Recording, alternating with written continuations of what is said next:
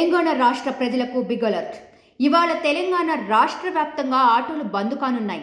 తెలంగాణ ప్రభుత్వం 6 గ్యారంటీల్లో భాగంగా అమలు చేస్తున్న మహాలక్ష్మి పథకంతో తమ పొట్ట కొడుతున్నారని తెలంగాణ రాష్ట్ర వ్యాప్తంగా ఆటో డ్రైవర్లు వాపోతున్నారు.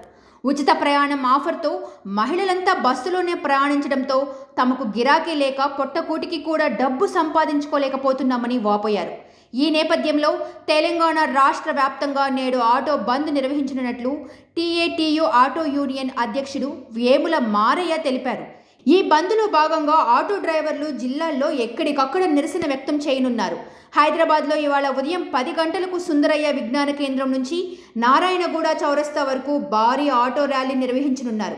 ఆటో డ్రైవర్లందరూ ఈ ర్యాలీలో పాల్గొనాలని వేముల మారయ్య పిలుపునిచ్చారు.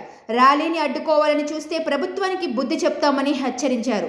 తమ సమస్యలు పరిష్కరించకుంటే వచ్చే పార్లమెంటు ఎన్నికల్లో కాంగ్రెస్కు గుణపాఠం చెబుతామని, అభ్యర్థుల ప్రచారాన్ని అడుగడుగునా అడ్డుకుంటామని తెలిపారు.